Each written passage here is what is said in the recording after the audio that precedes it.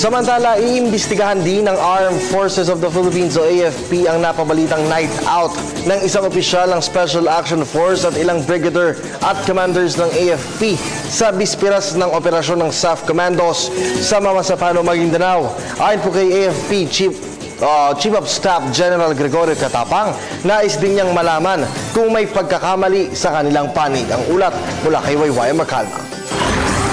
Sinabi ni Defense Secretary Voltaire Gasmin na lumabas nga ang mga battalion at brigade commander nito kasama ang mga opisyal mula sa PNP Special Action Force.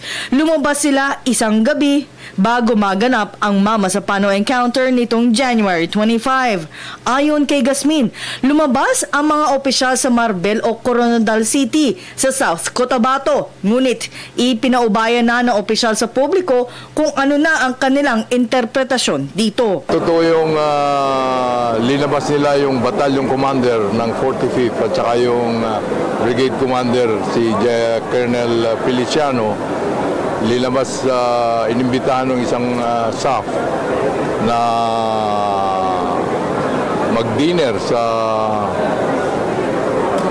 South Cotabato yun. That's the day before the operation, sir? The day before the operation. Hindi naman na nagbigay ng komento si General Gregorio Catapang ukol sa issue, pero kanyang kinumpirma na lumabas ang ilang opisyal. Anya, hindi muna siya magsasalita sa nasabing issue dahil nailahad naman ito sa executive session sa Senado. Opo, totoo po yun. Kaya lang nga po, I cannot discuss on the details because that is part of the executive session. We will find out kung totoo ba yun. Because hindi natin alam kung sino ba yung naglabas sa kanila o sino-sino talaga na. Nais naman ipaimbestiga ng Army ang nangyaring di umano'y inuman sa Marbel.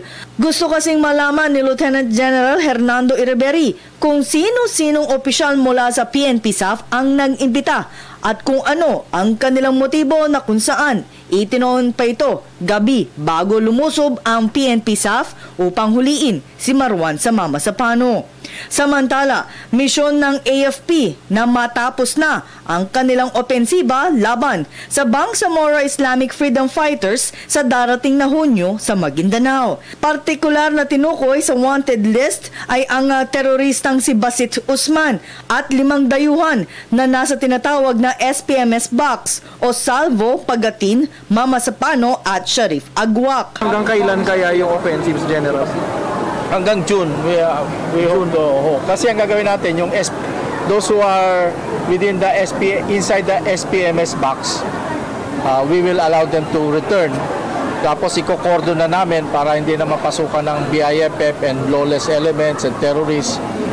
And then yung outside the box, we will continue to familiarize ourselves and look if kung meron pa mga IED and terrorists. Ngunit hindi pa masabi ng militar kung kanilang pagbibigyan ang lokal na pamahalaan na bigyan ng 3 araw na tigil putukan upang bigyan daan ang graduation ng mga estudyante ngayong buwan.